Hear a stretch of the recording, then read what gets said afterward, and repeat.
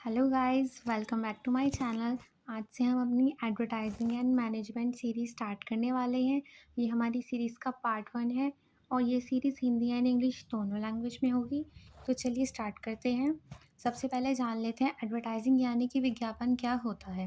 Advertising in any paid form of communication from an identified sponsor और source that draws attention to ideas, good service और the sponsor itself. यानी कि विज्ञापन किसी भी पहचाने गए प्रायोजक या स्रोत से संचार का कोई भी भुगतान किया गया स्वरूप है जो विचारों, वस्तुओं, सेवाओं या प्रयोजक की ओर ध्यान आकर्षित करता है।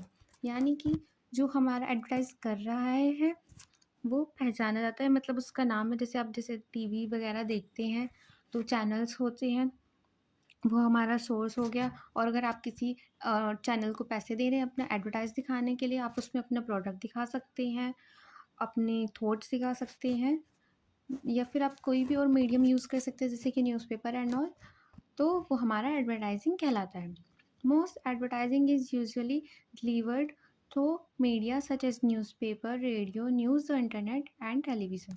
अधिकांश विज्ञापन आमतौर पर समाचार पत्र, रेडियो, समाचार, इंटरनेट और टेलीविज़न के माध्यम से वितरित किए जाते हैं। यानी कि ये सब हमारे सोर्स हैं जिनके द्वारा लोग अपने मैसेज लोगों तक पहुँचाते हैं, अपना एडवर्टाइज़मेंट करते हैं। According to William J. Starmon, advertising consists of all the activities involved in presenting to an audience a non-personal, sponsor-identified, paid-for message about a product or organization. यानी कि विलियम जे स्टामन के अनुसार विज्ञापन में वे सभी गतिविधियां शामिल होती हैं जो किसी उत्पाद के बारे में व्यक्तिगत, प्रायोजित या पहचाने गए संदेश को दर्शकों के सामने प्रस्तुत करने में शामिल होती हैं। According to Kotler and Armstrong, advertising in any paid form of non personal presentation and promotion of ideas, goods, and service through mass media such as newspaper, magazines, television, or radio by an identified sponsor. यानी कि Kotler और Armstrong के अनुसार विज्ञापन किसी भी तरह का भुगतान किया गया गैर व्यक्तिगत प्रस्तुतिकरण है और किसी पहचाने गए प्रायोजक द्वारा समाचार पत्र, पत्रिकाएं, टेलीविज़न या रेडियो जैसे जन माध्यमों के माध्यम से विचारों, वस्तुओं और सेवाओं का प्रचार करता है। ये कुछ मेन डेफिनेशन है हमारी एडवर्टाइजिंग की। अब आता है नेचर ऑफ एडवर्टाइजिंग यानी कि विज्ञापन की प्रकृति। पेड कम्युनिकेशन, भुगतान संचार, यानी कि एडवर्टाइजमेंट अगर आप किसी से करा रही हैं तो आपको उनको पे करना होगा, उन्हें भुगतान करना होगा, तभी वो लोग आपका एडवर्टाइजमेंट करेंगे। नॉन पर्सनल, गैर व्यक्तिगत, यानी कि कोई भी व्यक्ति जो आपके लिए एडवर्टाइजमेंट कर रहा है वो प्रत्येक व्यक्ति के पास, यानी कि हर तरह के लोगों के पास जाएगा और पर्सनली नहीं कहेगा कि आप ये सामान खरीद लीजिए। वो एक ग्रुप को चूज़ करेगा या फिर किसी मीडियम के द्वारा बताएगा, पर प्रत्येक व्यक्ति के पास पर्सनली नहीं जाएगा। पर्सुएसिव, प्रेरक होता है, यानी कि एडवर्टाइजमेंट के थ्रू लोगों को वो चीज़ खरीदने के लिए मोटिवेटेड किया जाता है, तो इसलिए पर्सुएसिव यानी कि प्रेरक है। टारगेटेड, लक्षित, क्योंकि कोई भी हम एडवर्टाइजमेंट करें जैसे कि स्नैक्स वगैरह के एडवर्टाइजमेंट के लिए लोग कार्टून वगैरह छोटे बच्चों के लिए चैनल्स चुनते हैं। वहीं पे अगर किसी को मेकअप प्रोडक्ट, ब्यूटी प्रोडक्ट वगैरह के लिए दिखाना होता है तो वो नॉर्मली वो चैनल्स वगैरह चूज़ करते हैं जो नॉर्मली लेडीज़ देखती हैं। तो इसलिए हम अपनी ऑडियंस का पता होता है और हम उन्हें ही टारगेट करने के लिए अपना एडवर्टाइजमेंट करते हैं। इन्फॉर्मेटिव, सूचनात्मक, यानी कि हम किसी भी चीज़ का एडवर्टाइजमेंट कर रहे हैं तो हमें उसके बारे में इंफॉर्मेशन भी देनी होगी कि ये प्रोडक्ट किस चीज़ के लिए है, कौन इसको यूज़ कर सकता है, क्या प्राइस है इसका और ये किस तरह से बेनिफिशियल है।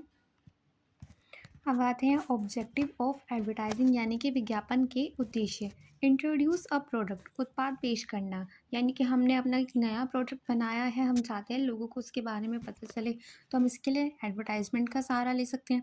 इंट्रोड्यूस अ ब्रांड, हमारा एक नया ब्रांड बना है उसके लिए हम एडवर्टाइजमेंट करना चाहते हैं। अवेयरनेस क्रिएशन, जागरूकता पैदा करना, यानी कि हम लोगों को बताना चाहते हैं कि हम ये चीज़ हम बेच रहे हैं, ये चीज़ आपके लिए इस तरह से बेनिफिशियल है, ये इस तरह से अलग है, तो लोगों को अप्रोच करना चाहते हैं और उनको अपने ब्रांड या अपनी प्रोडक्ट के बारे में बताना चाहते हैं, उन्हें जागरूक करना चाहते हैं।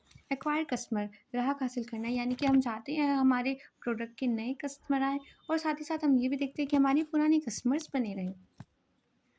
इसके बाद डिफरेंशिएशन, विभेदीकरण, यानी कि हम लोगों को उनकी उम्र, उनकी इनकम और या फिर किसी भी एरिया के अकॉर्डिंग हम लोगों को डिवाइड करते हैं और फिर अपने टारगेट ऑडियंस के लिए एडवर्टाइजमेंट करते हैं।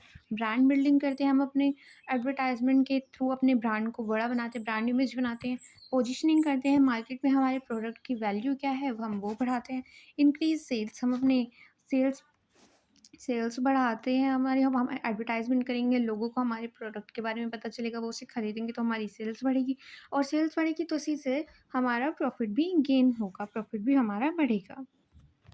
अब हमारा स्कोप ऑफ एडवर्टाइजिंग आता है, यानी कि विज्ञापन का क्षेत्र। Scope of advertising by budget, budget के अनुसार विज्ञापन का क्षेत्र, यानी कि हमारी कंपनी के पास, हमारे पास कितना बजट है, हम कितने रुपए एडवर्टाइजमेंट पे खर्च कर सकते हैं, उसके अकॉर्डिंग हम अपने एडवर्टाइजमेंट का क्षेत्र निर्धारित करते हैं। अगर भाई हमारा बजट ज़्यादा है तो हम उसको पूरी कंट्री के न्यूज़पेपर्स में ऐड दे सकते हैं, पर अगर हमारा बजट कम है तो हम एक लिमिटेड एरिया में ऐड देंगे अपना।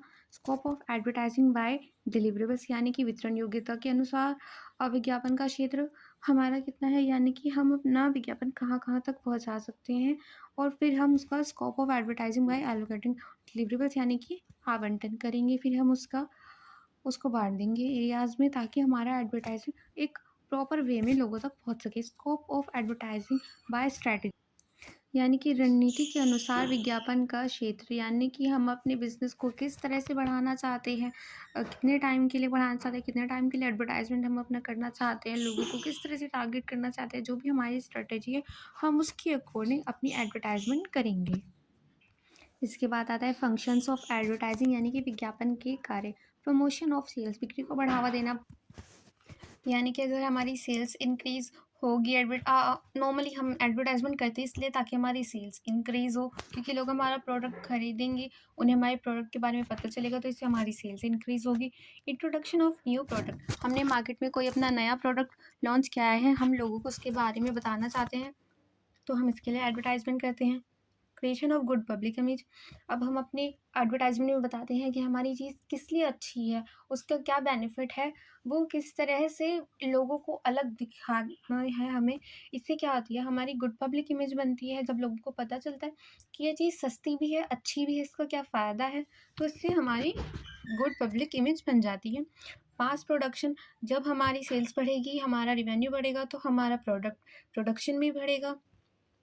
रिसर्च करते, यानी कि हम अपने प्रोडक्ट को अपडेट करते रहते हैं, कि यानी कि हमने एक बार अपना प्रोडक्ट हमने लॉन्च कर दिया तो उसके बाद हम उस प्रोडक्ट को भूल जाएंगे या फिर वो उसी तरह से चलता रहेगा।